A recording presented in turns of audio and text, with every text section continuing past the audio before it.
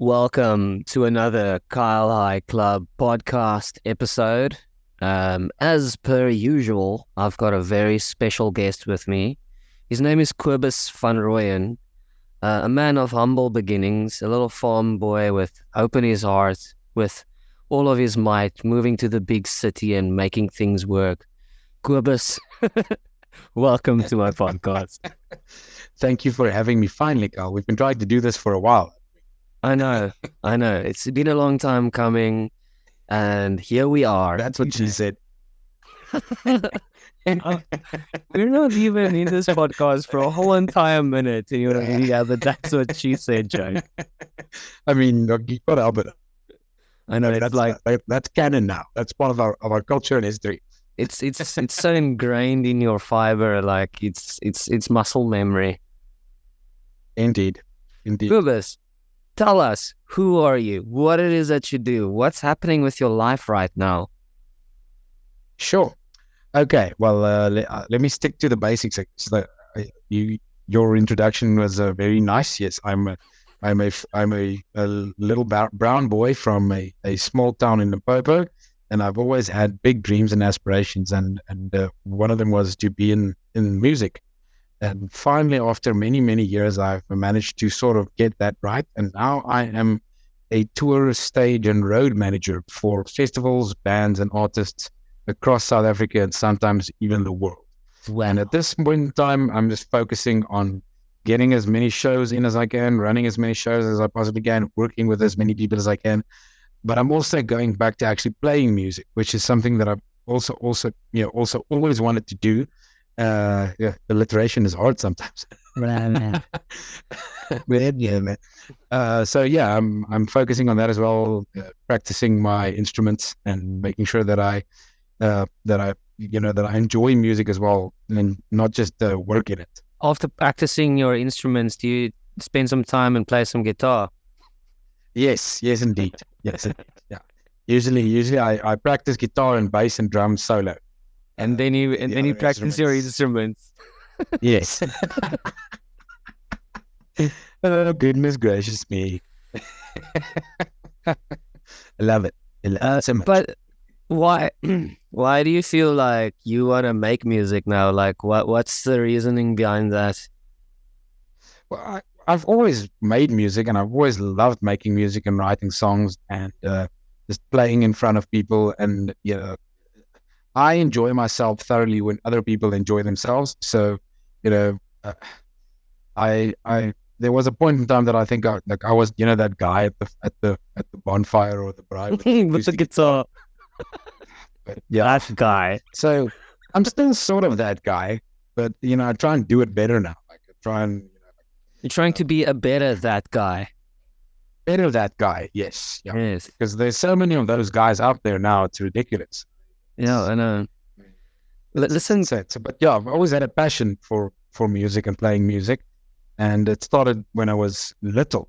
I think I started drums when I was 5, and then guitar when I was 6, and yeah, there wasn't much to do in my town, anyway. So we made the best of that as well. It was a constructive way to keep ourselves busy as well. So, Kobus, before we talk about your humble beginnings and music and all of these things, I just want to let people know, and I think this topic has been slept upon for a bunch of years, and I want to rehash it and bring it out in the world, because I feel this. I'm nervous but excited. It's good nervous, it's like pre-show jitters, but I feel like this topic has been slept on for way too long, and I've been wanting to talk to you personally about this for a very long time. Okay.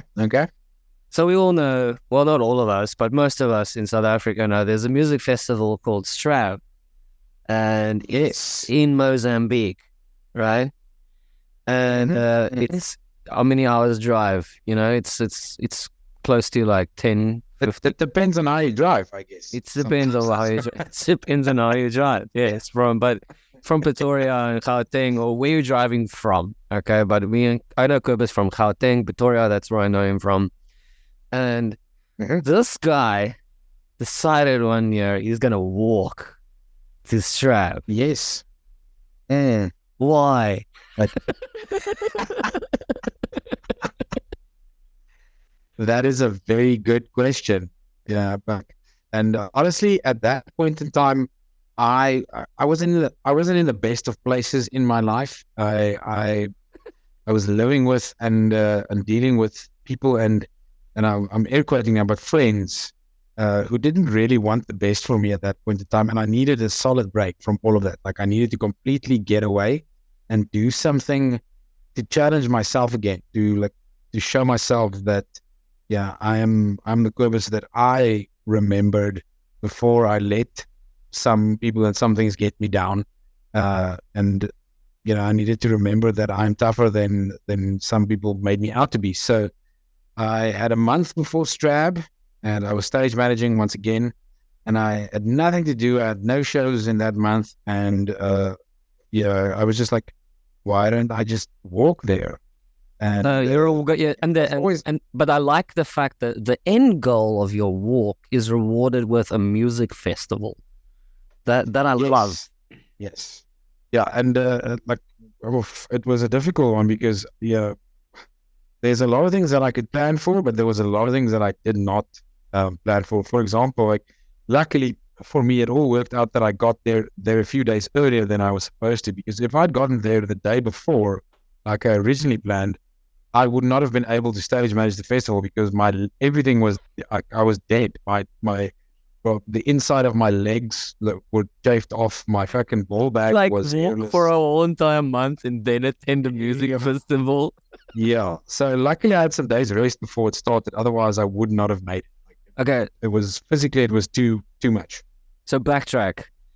Kobus decides, I'm gonna fucking challenge myself. What can I do? And you had this bright idea. I'm gonna walk all the way to Mozambique. Like, take me through that thought process. Then how did you plan something like this? Okay, so I went back I've always liked hiking and walking and just like generally using my feet, and I've always been even because I'm not I'm not a tall guy or a big guy or anything like that, but like I'm quite a fast walker and I'm a good walker, and for some reason I've always had like quite good stamina. So I always ended up like walking places and going in our town, especially like we walk to our friends' houses. Like if your bike was broken, you walk. And sometimes being a kid, you don't really understand how far you're going. And then as I got older, I realized, okay, no, this is actually something I can do. Like, I did a lot of walks before that as well. I mean, I hiked things like the Fisherview Canyon and plenty of other things during my time. And I was just like, okay, this is something I can sort of do. I know where I'm going. I have the time. And if I can get some people on board to maybe help me sponsor some things and make a bit of a noise regarding the festival and the charity that we have there, then maybe it'll work. And yeah, like honestly, that was pretty much the thought process. What I like about what you're saying, is, where you grew up and how you grew up changes your perception of what is far.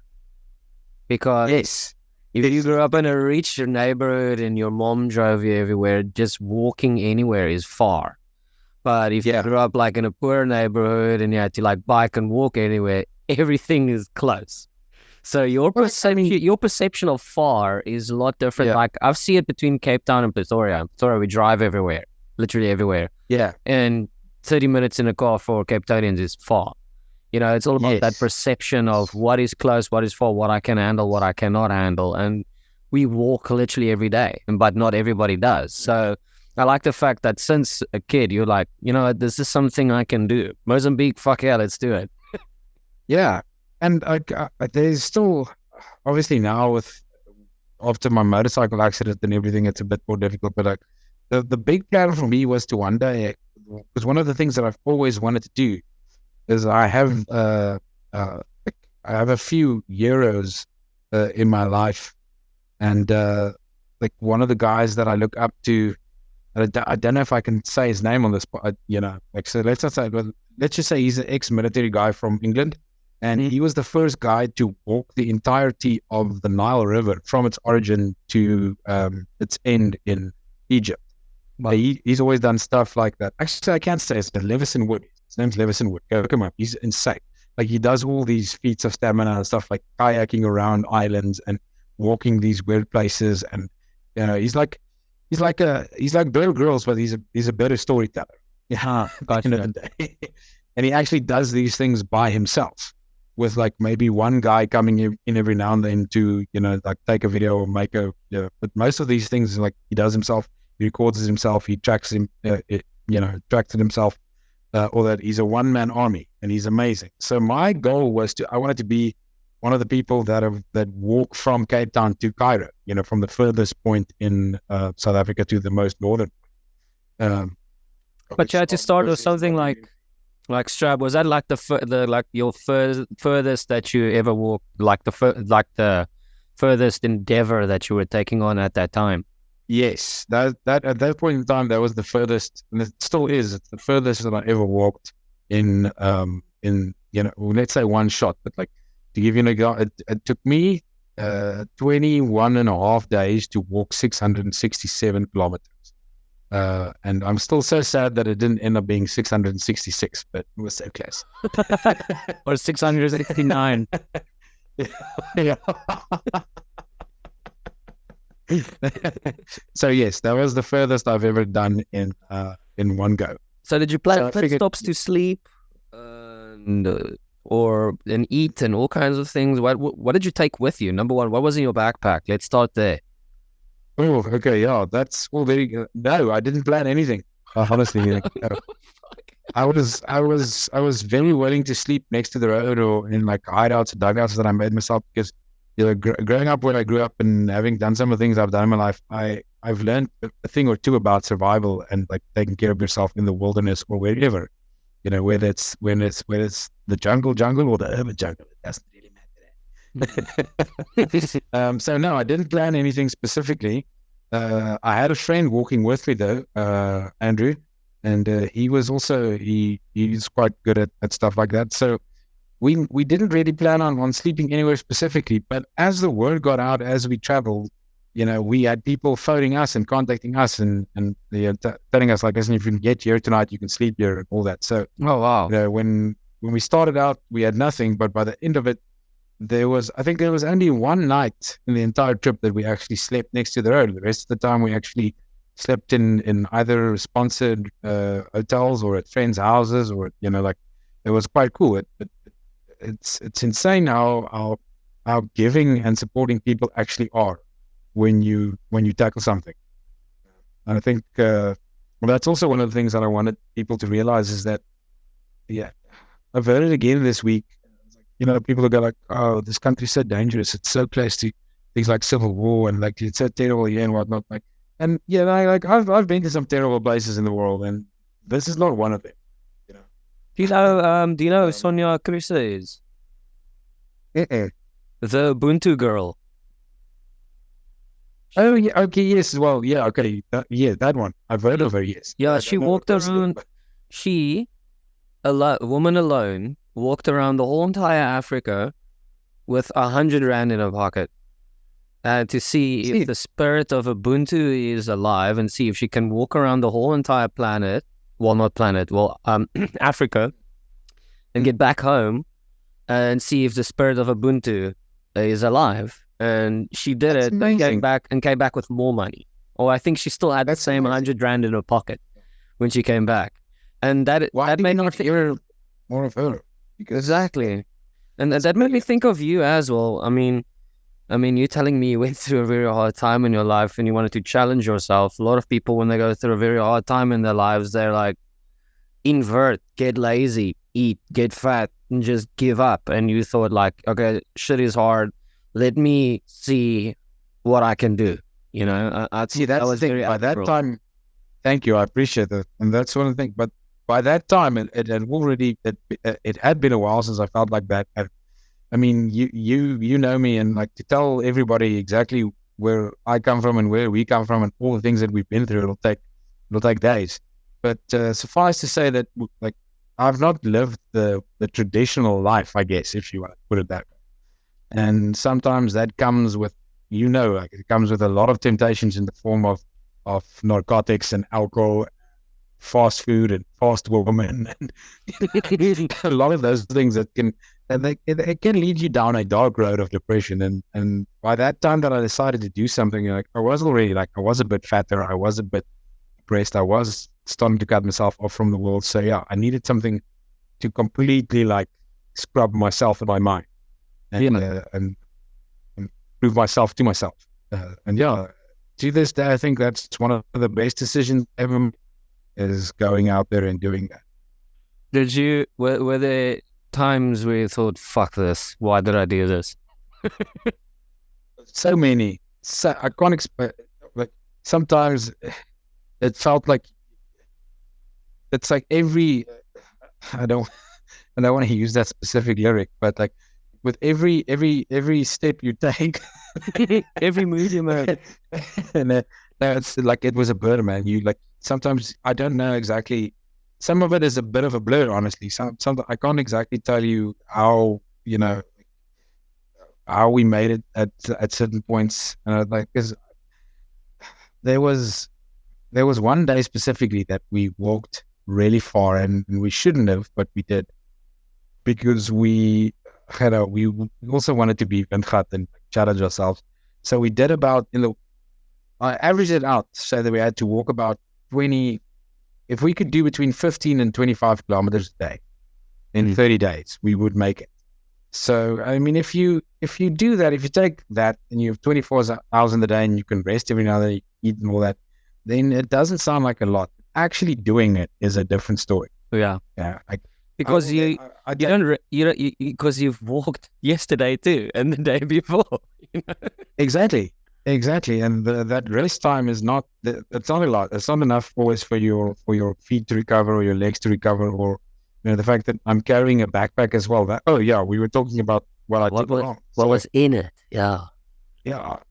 I took as little as possible. I basically took like a sleeping bag. But like a insulated one, so that it wasn't heavy, but it would still keep the cold out, because freezing to death in the evening in South Africa is a very real possibility.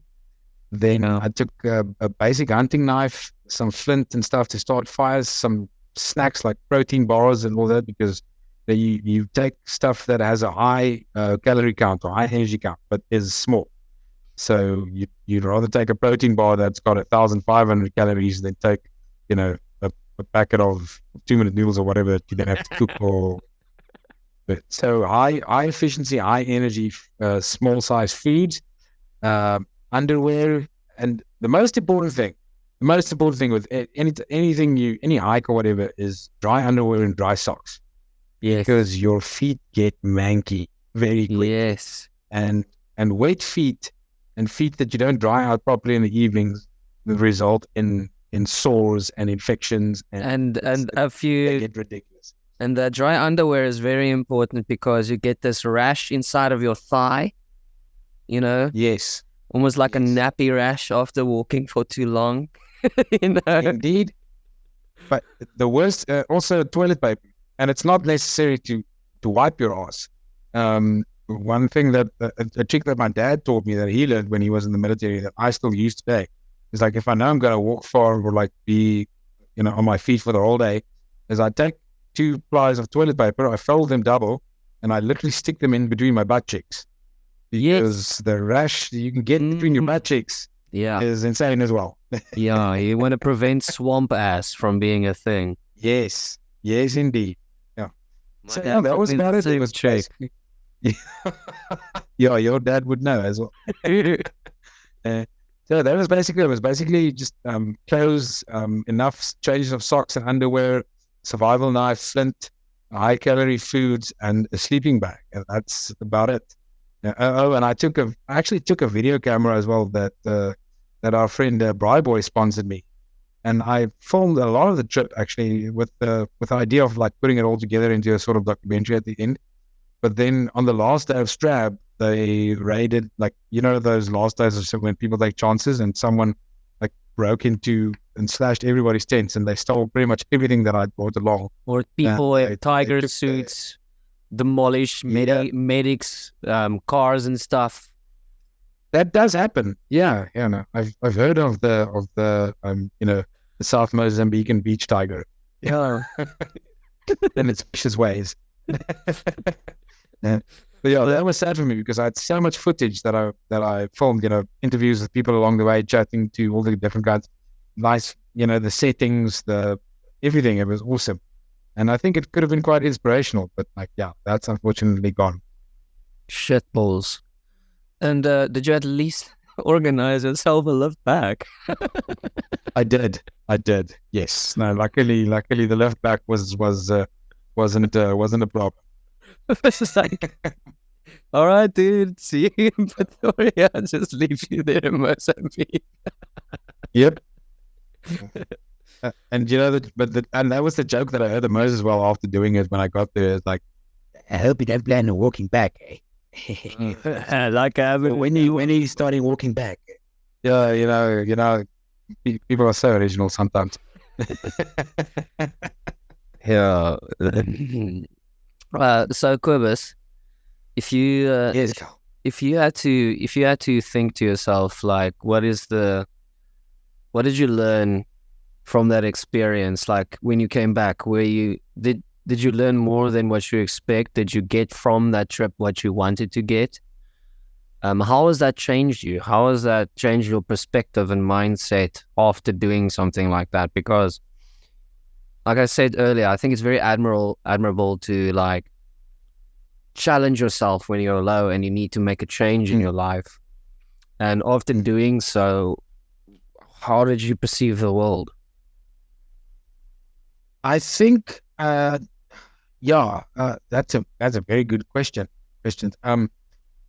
I don't think it changed me as much coming back. Instead of like it just like I said, it reminded me of the person that I used to be before I did this. And coming back, like, I think the biggest lesson that I learned is that I don't need to suck up to people and entertain people's bullshit just because I want them to like me. I think I realized that I like myself. I like the person that I am. If people can't deal with that, then it's their problem. I think my confidence came back because when I was younger as well, like I sometimes mistook arrogance for confidence. And that was my vice. That was my vice too. Yes, I think you know that pretty well as well. So and that changed. I realized that I can be confident without being irritating and arrogant, and I don't have to let people into my life to keep them happy.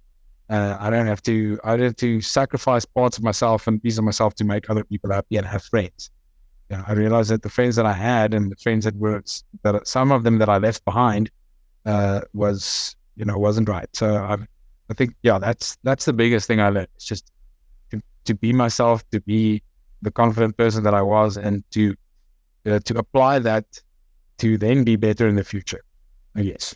I sometimes, and this happens to me a lot more regularly than it used to. Like, I forgot about it for a while, but I sometimes think about myself like, I don't want when I was 18, 19, 20 to have been my peak, but if that version of myself could have seen me at certain times, that guy would have like punched the fuck out of me. That guy was ruthless. He traveled the world. He did anything, wasn't scared of anything. He took everything on head on. And sometimes when I'm like a little bit disappointed in myself, I think to myself, what would that Kyle do if he saw you here today? Yeah, I do. But I'm also humbled by the growth that I've done since then too, because it's a double-edged sword.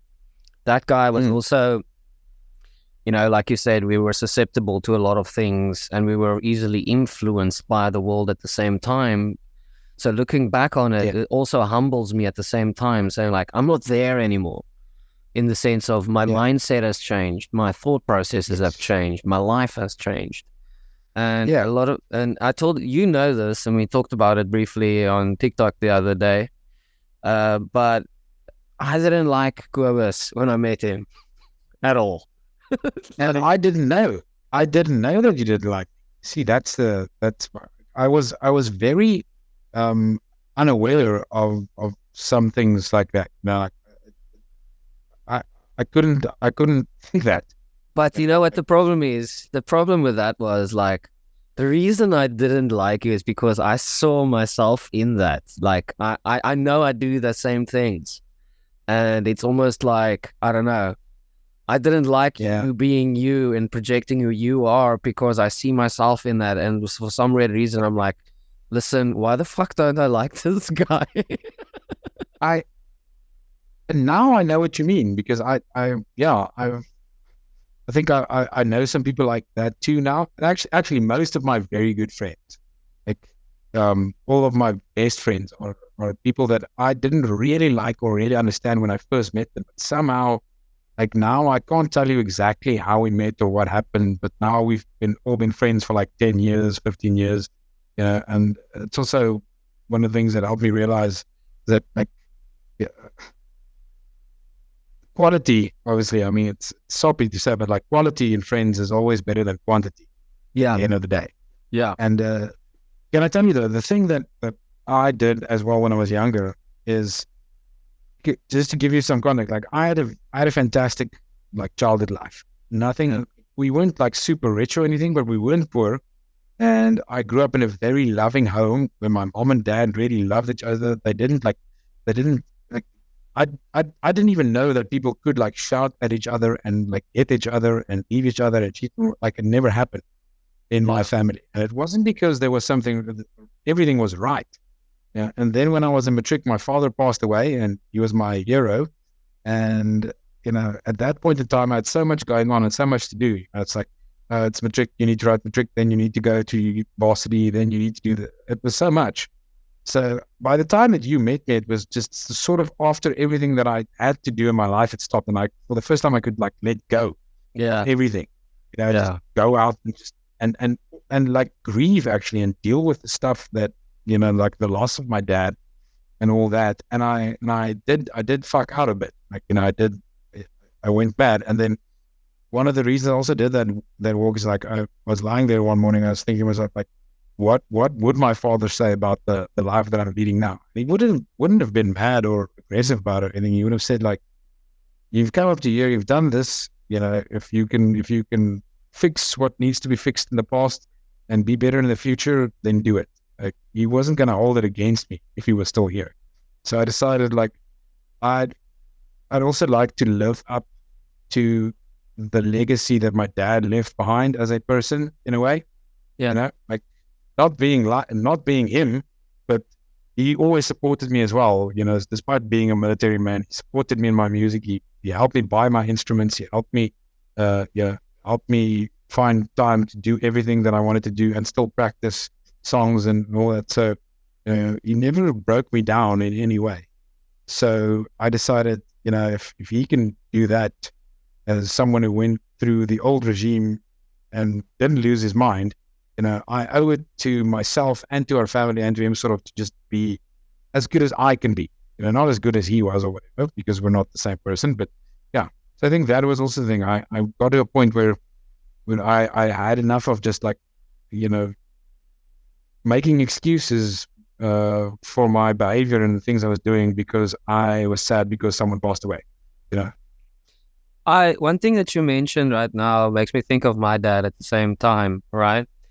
And it's so crazy. Like, cliches are cliches because they're true, right? And everybody's like, don't overcomplicate life, And one thing I value from people who's been like the older generation, and especially guys in the military making life and death situation, like decisions like immediately. Yeah. When I was little, I went up to my dad and I came like, oh, this happened to me. My girlfriend lost it. It's like, yeah, so what? Just move on. Like it was so blasé. Yeah. And you think, well, it's not that easy. It is actually that easy, And my dad also, I think last year or the year before, like, as you know, I've been like sober, like for 5 years now, almost now. Yeah, 5 years. And I'm very proud of you, by the way. It's amazing. Thank you. I say that with all the love in my heart. Like, it's awesome. And you know how you met me, but yeah. But my dad, he like I've drank like once, I think once every year for every single time that I've like been sober for with certain people for certain reasons. And my dad came up to me one day and he said like, have a drink with me. And I said, Dad, I don't drink. He said, why not? And it's like, well, I don't drink. And he was just so blasé. It's like, what's going to happen? Are you just going to relapse tomorrow? Or are you just going to go on with all of this that you've gained right over here? Like all of the progress that you've made. And I respect him so much because we don't have to overcomplicate life. You know, like if something doesn't work, get the fuck rid of it. Why do we have to latch onto certain things? Why do we have to like linger and mourn about a girlfriend that's left you or something that got stolen? It's done. It's over. Move on, you know? And that's what I respect from that generation. Yes. Yeah. And although I think, as you said, like it sounded so blasé when we were younger, but, and I don't think they, you know, like those people always had they didn't have the ability to communicate what they actually meant in a way, you know, to explain why they're saying that. Yeah, my dad was like, "Dis sommer kak, beweeg aan." It's like, okay. And he was right in a way. It is, yeah, exactly. But you know, what you've touched on something that's been bothering me for a long time as well, and that's like you said, like addiction in general, and you know, like the way people define addiction and how they cope. Then, you know, by becoming sober and all that it's I don't think the systems we have in place today and the psychology behind it is what it needs to be. I think it's sort of stagnated, you know, especially and I'm saying this once again, not to offend anybody, but especially from the religious side. You know, it's always, whether it's religion or meetings or whatever it is or whatnot, it's always replacing one addiction with another and not actually tackling your problems as a human being. You know? That's the thing, you know. Try this, try exercising, try doing this thing. I mean, healthy addictions are also, it's one thing that I keep telling people is the physical drug itself is not the problem. Like the drug, the alcohol, the fast food, that is not the problem. The reason why you do it, why you want to escape reality, that is the problem. Because you know, I mean, we can have a drink right now and we can be fine. I mean, someone can have you know, like just one burger and still live a healthy life. But addiction is numbing yourself and not being like seeing yourself a certain way or, you know, hiding from something or running away from something. Those are the problems. And like I say, if those don't get addressed, you're just, even if you do something healthy, like gymming, you know, you over gym and you don't think or address your problem, that problem doesn't go away. If we don't get rid of those problems, we're still going to be fucked in our heads. Indeed. That is very true. So, well, we're making the best of it. But, I mean, I still, and I one of my biggest frustrations, I've got like small addictions, but they're still addictions that they're still addictions to me because those are addictions that are replaced with other addictions. Like, I don't drink anymore, but I drink a lot of coffee now, you know, or, you know, or I eat a lot of fast food now, or I don't exercise, whatever. And I still, you know, blame myself. Like, why the fuck are you still doing this? And I think that mentality needs to stop, you know, like I'm struggling. That's what I'm saying is people think once they've kicked the addiction or the item or the substance or whatever that they're addicted to, they then think that they're healthy, which is not the case. Yeah. I hate using this word, but you need a holistic approach to everything within reason, you know, except the thing that you know is going to destroy you. Leave that. That's the thing. Left to cope with. What works for you won't necessarily work for me. Yes, that is the point. And that's why I don't like programs that cover addiction in a general sense. And the same with, I hate one example. I hate Bible bashing or anything like that, but religion can't be a blanket solution for everybody's problems. It may work for cannot. some people. It may work for some people. It may not work for other people. Just like how AA meetings may work for some people and not for other people. Everybody's got their own shit that they need to deal with in their own certain way, because we all live our own lives. Yes, that is. I agree with you on that 100%.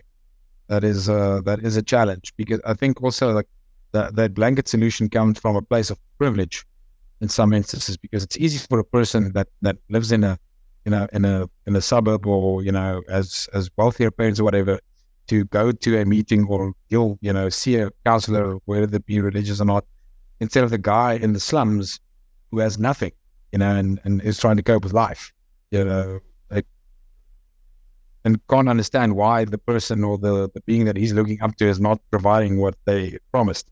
But other people are getting it. It's definitely, it's not a one size fits all solution. I actually, the other day, I was looking at a couple of different beggars as I was driving and walking here. And it's so funny. Like, I was humbled by them, infuriated, and it made me think, like some of them, like, just sit on the side of the road, don't give a fuck, and they just lie there in the sun with no belongings and just lie there. Others hustle, sell shit on the side of the road, trying to get money, not to ask for anything. Like, there's so many different ways for them to survive. I don't know how they got in the situation that they are right now, but I don't know. I was trying to pay for my parking, and I usually tap my phone, but my phone died. And I didn't have R5 to pay for my parking. And this beggar gave me R5. Yeah. And I asked him, like, why did you give me R5? And he said, and this broke me. He said, you would do the same thing for me. Yes. And I was thinking to myself, no, I won't. I'm sure you would have. No, but just think, just hear my thought process, right? Like, I was thinking, no, I won't do the same thing for him, because I don't know, I'm very selective with when I share. I share when I can share, and I share when, like, I and I sometimes don't. Like, I don't know, like, I'm not always in a position to do so or everything like that. I don't think today I'm going to go out and help someone, I don't know him, like, but looking at him and seeing what, like, I can see he's got drugs in his pocket. I can see the drugs in his pocket. I can see his eyes are red. Yeah. And I was thinking to myself, no, I won't. I won't do the same thing, because normally I won't give someone money if they're on that position, because they put themselves there.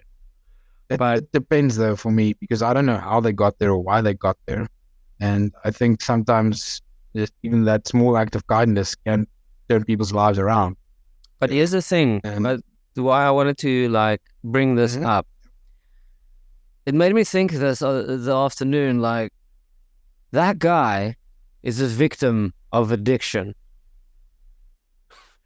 So am I. Who am I to judge? Yeah. He's just way more susceptible. He's not as strong. Not everybody is as strong as everybody else. Not everybody's got the mental strength. Not everybody had the capabilities or the wholesome friends or surroundings or people that they could surround themselves, or had time or the resources to work on their mental health. And that's something that's been shunned upon. And I'm just thinking to myself, shit, why? Yeah. That's profound, because at first I looked at him and I thought, like, I'm not going to give you fucking money because look the way you look. Thank you for the $5. I've got an old pie in my car that you can use. But at the end of the day, I thought, like, I'm also susceptible to addiction just like he is. And that's why, it made me think, like, yes, who are we to judge other people based on where they are in life just by the way they look? It's a stupid story. I know it's a stupid story, but, like, I see your point. Yeah, it's not. I'm not trying to do it. Looks can be deceiving. Don't judge a book by its cover. It just made me think about, like, why the people who hustle to make money and stuff like that. It just brought me back to you walking because you were down, and not in the strength that people have, and the mental strength and physical strength of people. And you kept using words like healthy. And I wanted to ask you, what is your perception, your image of health, full on healthy? No, that is once again a very good question. Okay. So for me, I don't like using this word these days because of its like, the pseudo spiritual connectivity to it. But like for me, it's now these days, it's a holistic approach. It's balance. It's, it's thinking about things, and it's making sure that I put in a little effort every day to, to maintain a certain lifestyle or a certain level of health. Because I mean, we're all getting older. For me, for example, and I have to look at things like my family history of cholesterol and stuff like that. If I exercise a little every week, if I eat a bit more healthy, if I drink a little less, then I will live longer. I mean, obviously you can die at any time. It doesn't really, but like, I would rather put in that little bit of effort and live, as long as I can, and see my friends succeed, and see my family, and see my little nephew grow up and stuff like that. So for me, it's all about balance. It's all about, I'm not saying like, don't, like we said earlier, like don't throw the whole fucking baby out with the bathwater. Obviously if you're on something like heroin, then you got to stop in a certain aspect. But I know people who can do heroin every day and are fine. They live normal lives. I mean, that's what I'm saying. Like, not everybody's got the same amounts of strength. Yeah, a lot of people are stronger in other ways. Yeah. When you were saying about that, the beggars now, what fascinates me, but also frustrates me, is you were saying like beggars now. I was like, in my area, and I don't know if it's the same everywhere, but I'm more irritated with the white people that are begging in my area than I am with anybody else. Because as you said, like the black guys and so on, like they'll go out and they'll hustle, they'll make something, they'll buy something that they know you'll need. Watch your windscreen at the robot or whatever. Whereas there's this old guy and his I guess it's his wife. They stand at this traffic light in my area, and all they'll do is they stand there every day, and you can see they're not like, they're not what is the word for it? They're not fading away second by second. You can see they're not super unhealthy or anything like that. They just stand there. They don't have a sign or anything or whatnot. They just stand there and expect people to give them money. And I don't like that sense of entitlement. I'm sorry to say this, but you're fucked up if you're a beggar and you can't make a sign. If you don't have the mental or physical capacity to even make a sign, I mean, then you've really given up on life completely, 100%. And that, and that, I really think like, and a lot of the times when I have to do with, with different beggars, like especially in that story, like you said, like, oh, someone needs 100 rand to get to Rustenburg or whatever. Like, it's such a thing. Like, if I can see you're on drugs or whatever, and you tell me that, listen, Mister, like, I need $10 because I need to get a fix to get myself through the day so that I can go do something, whatever, you care for my family or whatever the case might be. Like, I appreciate the honesty. I don't like it when people try and swindle me out of my money. So I will help you if I can, without there needing to be a story, because I understand what it's like being down and out, and I understand that sometimes you have to do whatever it is you have to do to cope and get through this life. I think we are in a privileged position where even if we were at our most rock bottom, we always sort of had someone to support us, and always someone to sort of turn to. Whereas a lot of people don't actually have that. I actually went to a point where, and this is kind of like, which brought me on my journey. And like I said, this works for me. This is not a blanket solution. I'm not saying will work for everybody. But when I felt the lowest that I've ever been in my life, I exiled myself from everyone. And I often do that too. I exile myself. I don't want help. I need to get through this. And it's kind of like conditioning training, like I need to make through this. myself, because I felt like I don't want anyone to bail me out, because then people are always going to bail me out.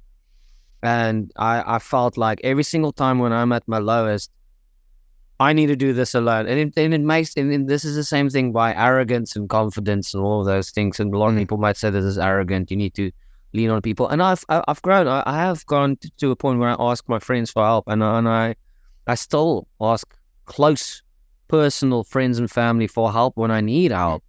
But when I'm like at my lowest, I don't want people to, number one, see me like that. I don't give a fuck what people think, number one, but I don't want people, it's that shame. I don't want that. I don't want to see that shame in other people's eyes. And it's how I perceive them seeing me, even though that might not be the case. But I exile myself and I step away, and I personally want to work on things. And that I know what you mean, actually.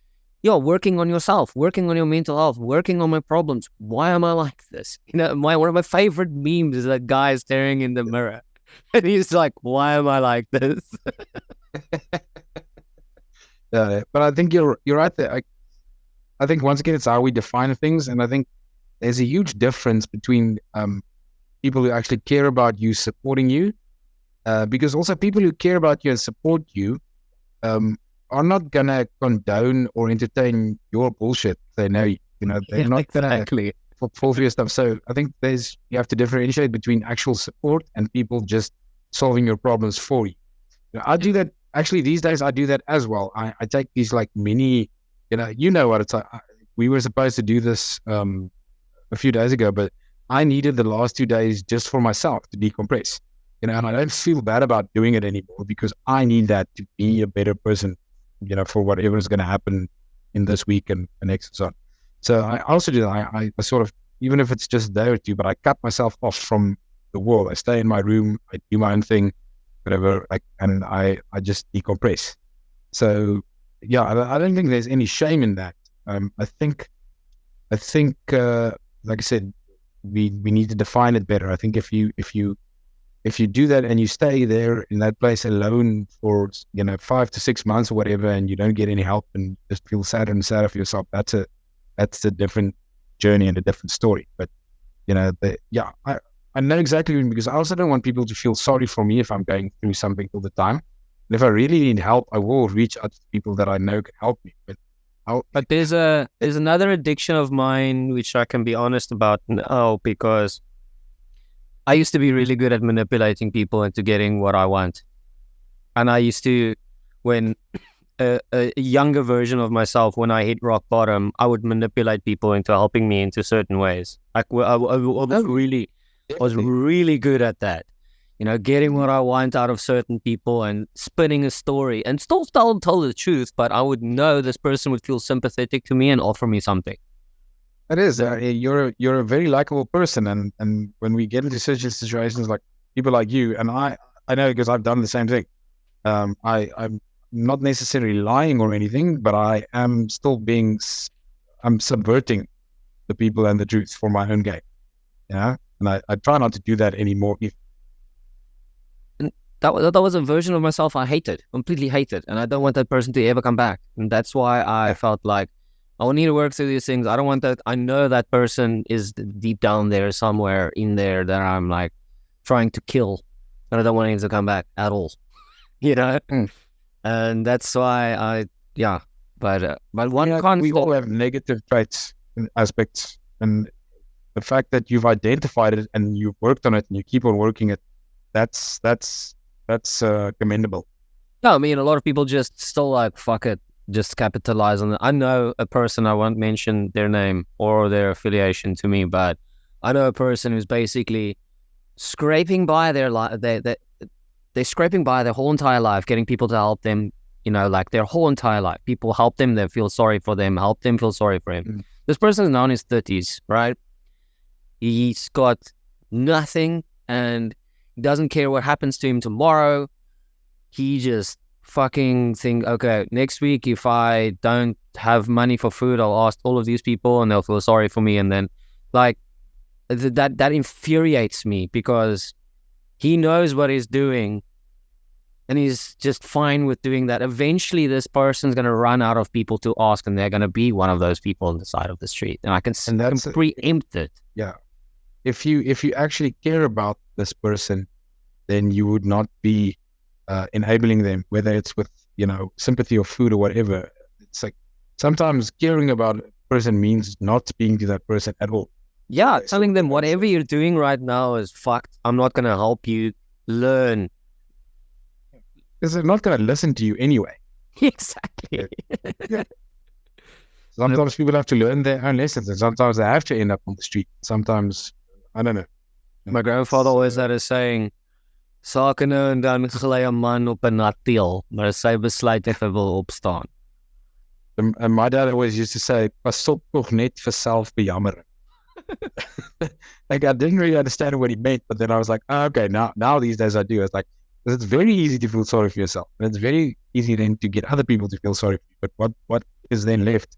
No, because eventually people will stop feeling sorry for you because you're not doing anything.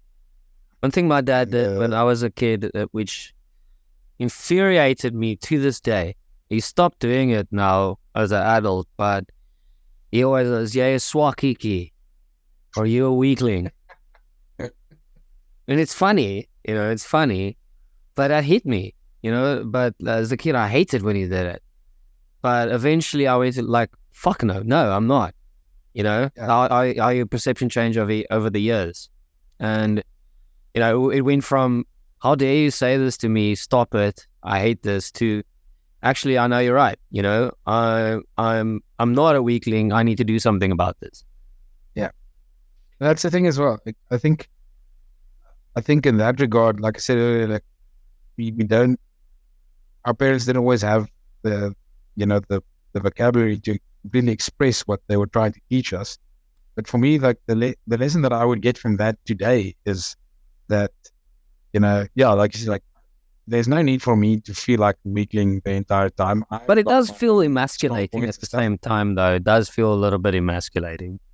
And that's because we grew up as white Afrikaans men with, yeah. And how sensitive our bunch can be sometimes. Yeah, exactly. So, yeah, like, I think that's the thing, is that concept of weakling isn't necessarily meant to be an insult. It's supposed to make you think about the fact that you're not one of those. Exactly. So let's say we've grown a lot. We've come a long way from the children that we used to be. My one constant in my whole entire life, and I'm trying to be as nomadic as possible now. My whole entire 20s, most of my 20s, I basically lived out of my backpack. And I've had everything, and I've lost everything, and I've had everything, and I lost everything. And the other day I started sitting and I'm thinking to myself, I just want to get rid of 90% of my shit and just keep the practical stuff like my clothes and my laptop. That's it. And yeah, I've got I sort of went through the same thing. Lost everything, had a lot more than now I've got everything. I've got pretty much everything that I want, and I've got everything that I need. Yeah. But I can still lock up and go wherever I want, whenever I want, which is great. So here's the thing. Home base. So here's the thing. And this brings me to the section of the podcast that you've been waiting for. So I've got these CDs that I've been collecting my whole life, right? And all of these CDs are very precious to me, like very, very precious. And I've got this sentiment, like I know it's just worldly shit, and my life would be so much better just letting them go, just giving them to someone who will love them as much as I love them, or just taking them to a cash converters and not give a fuck and get R5 per CD, whatever the case. But I looked at them and like, these are my friends, right? And these my little friends over here have brought me through a lot of things, and I can't get rid of them. And my only constant, my only religion on this planet is music. And I am struggling. It's so hard to get rid of them. And I know I probably don't have to, but at the same time, they're weighing me down, And music is like one of those things. I mean, I can listen to them on Spotify, whatever, but there's a lot of sentiment to music, which I love. Like how guitarists play the same guitar, like Billy Joel Armstrong from Green Day. The guitar he's playing right now is his first guitar he ever had. Yeah.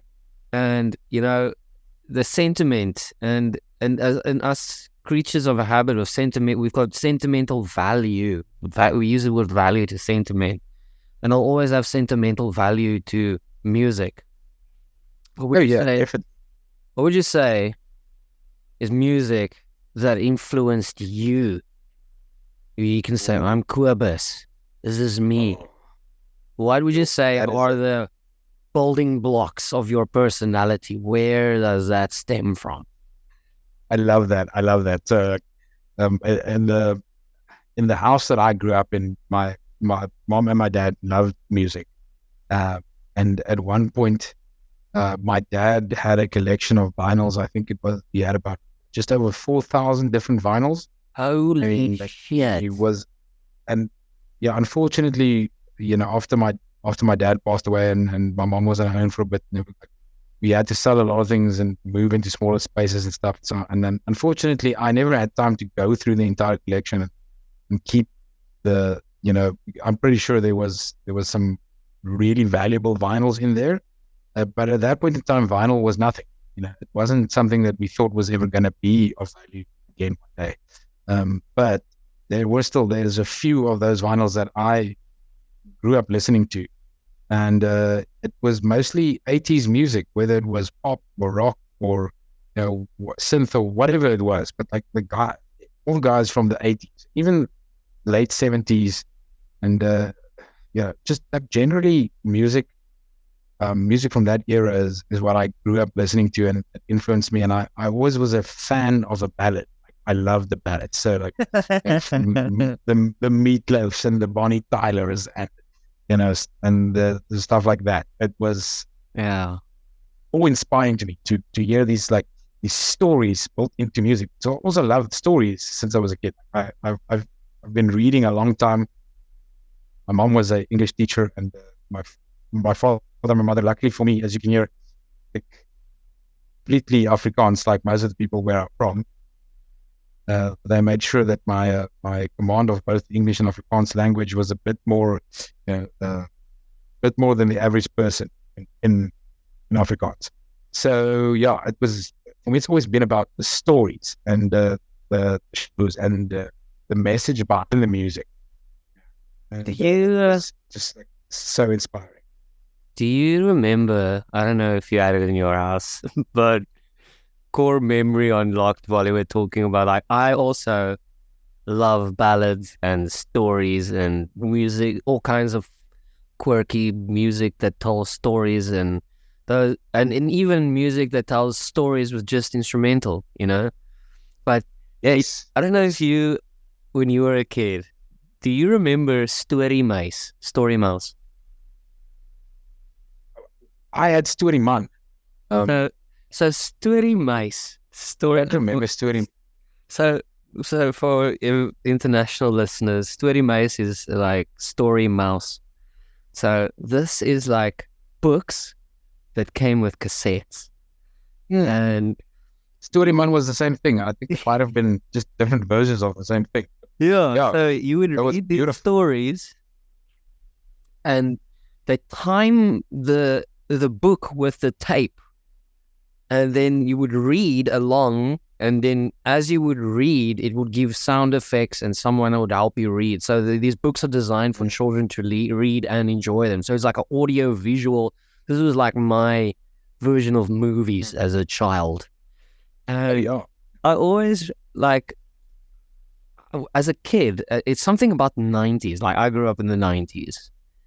And this is like a children's, like, for ages 3 to 7, whatever. And if you think about Power Rangers, Biker Mice, and all of those guys, their intro songs had metal, It was like guitars with distortion and everything's like this, right? So you have got this. I mean, if you listen to the Pokemon theme song, like that song is 80s, like 80s ballad metal, everything in one.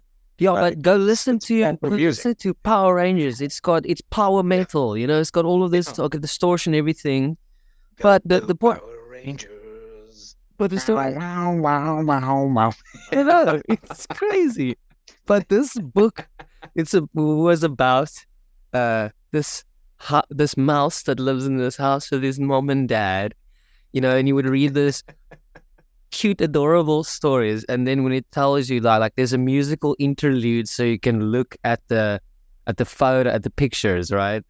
So it goes from this adorable house, little mouse on the prairie type thing to this metal into like enjoy the photos type thing, you know. That's like is Story Mouse the reason why I like heavy music and stories at the same time? Is this the building blocks of my music taste? I mean, I think that's the wonderful thing is, like, I've known you for a long time now. Like, what I appreciate about people like you is that you are not the type of person that is just focused on one type of music and one thing. Like, you can enjoy most forms of music, even though you don't necessarily like the genre, for example.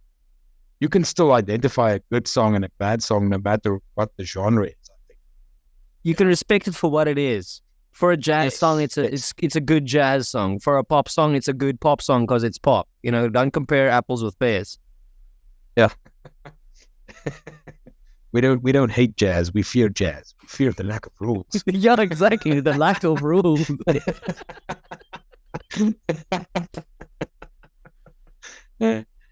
But that also, is that from The Mighty Bush?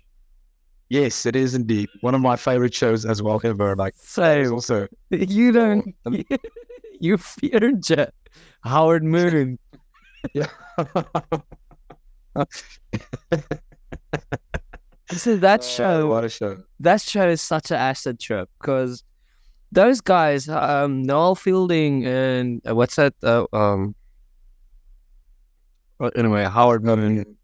Yeah. What's Joel Barrett or something like that? They designed Julian Barrett. All of the songs, these original songs, and they play so many characters. They design all of the costumes themselves and everything like that. That is such a masterpiece of the show. I don't think a lot of people realize how amazing it is. Like the songs that they come up with, crimping, the character designs, it is absolutely phenomenal. If you're a musician, you have to do yourself a favor and go. There's one episode, searching for the new sound. The new sound with the little doors, with the doors on their forehead. Yeah. No, that's Spider Dijon. And I think that's still today the only acceptable place where someone used blackface. That's crazy. Yeah. And then Roger Daltrey from the Who, like hoovering at the end of the show. If you're a musician, go check out that episode, Searching for the New Sound. But they do a lot of cameos. I mean, with Christa Berg with his massive eyebrows. Yeah. Christa Berg, another one of my favorite. Like, we had 2 albums in South Africa during the apartheid regime, which was originally they brought in Spanish Train and Other Stories, and then it got banned. And you can still go to the archives at the SABC and all that, and you can check where they scratched out the records that they played on radio. But then they re-released it as Lonely Sky and Other Stories. I remember, Train off. Yeah. So I have both Lonely Sky and Other Stories and Spanish Train and Other Stories, and I still have the Spanish Train album. And it's an original one from, I can't remember the year exactly, but like that's one of the things that if I ever really, really, really need money, then I'll probably sell that. But until then, the sentimental value outweighs the actual value of it. Imagine, you know, you go back in time. The people. All of the people.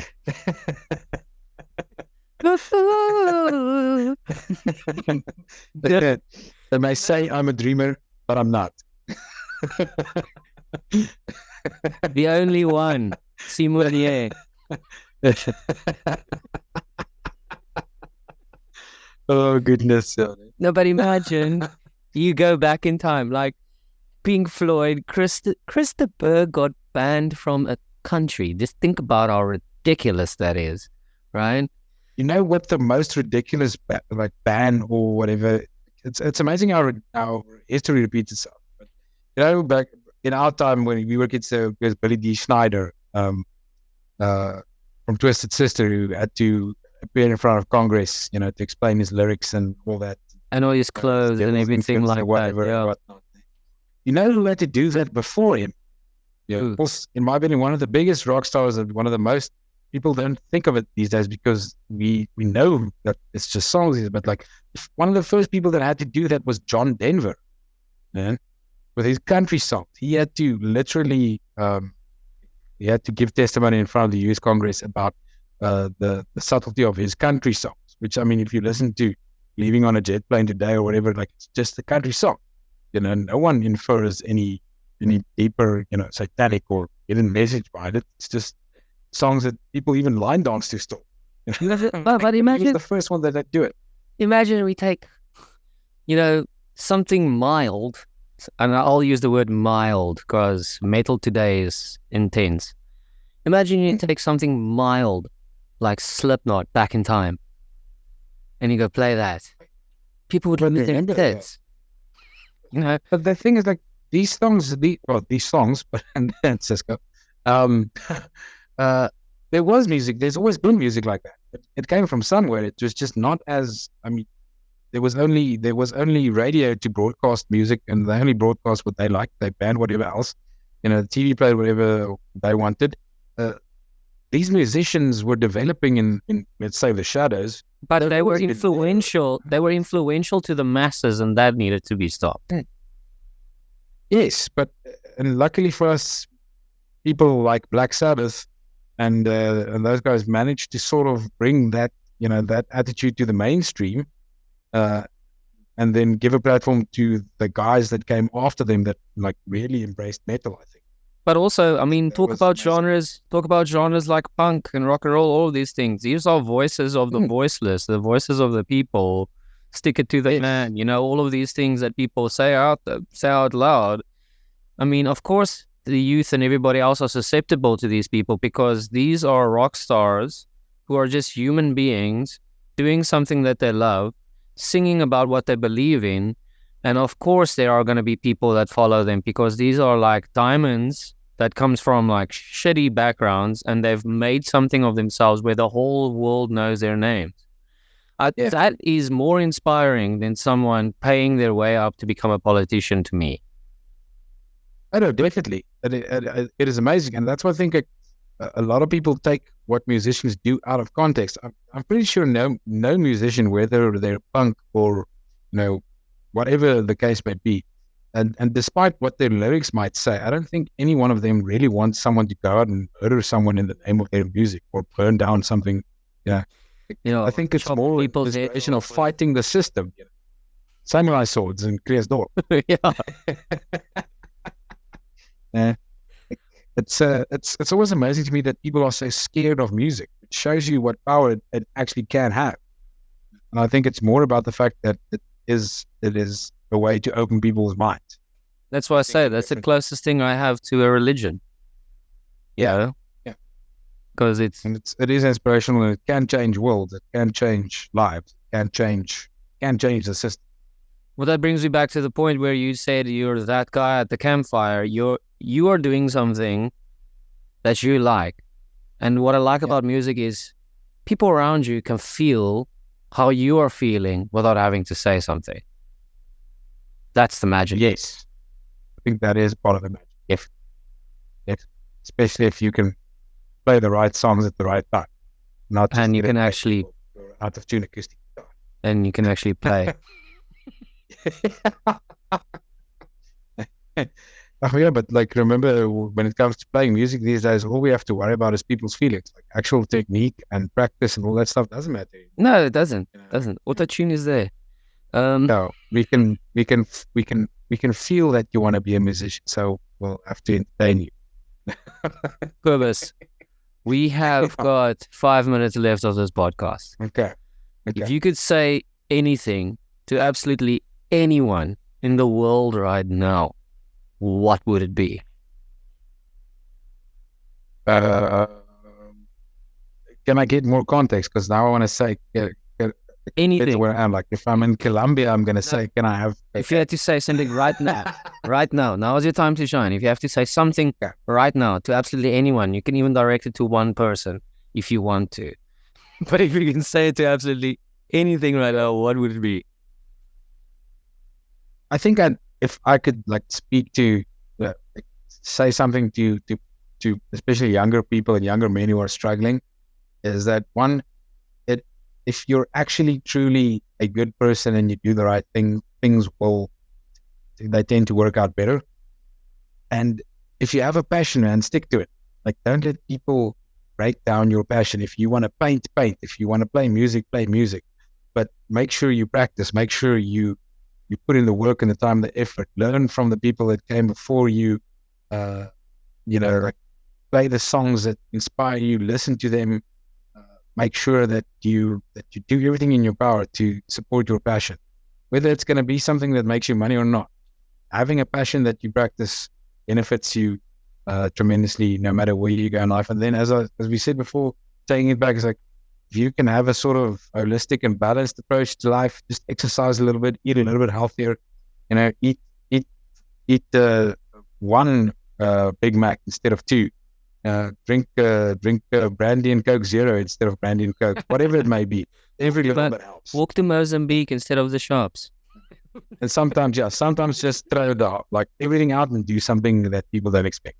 I think that's about it.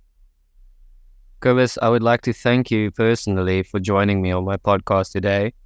It has been an absolute honor and a privilege to have you as one of my guests.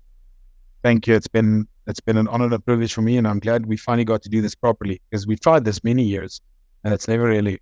We have got, so just so everybody know, we do have got recordings of me and Kobus. I do have them, but they are not for the public. Yeah, I think let's save them for the people who we trust. I've got actually like 3 podcasts with Kobus, and all of them is not for public ears. No, they're not. This is the first one I am more than willing to share with everybody. So thank you so much, Kobus. Thank you for having me. This was lovely. Thank you. It's lovely talking about things with someone that actually has the capacity to understand and respond. Just listen. Just listening. Yeah, that's all it is. Kobus, I want you to be happy. Makes you a great husband. That's what's making me a great husband. Having a podcast. Yeah, communication is key. Kobus, I want you to be happy and stay inspired. I will do so. Thank you.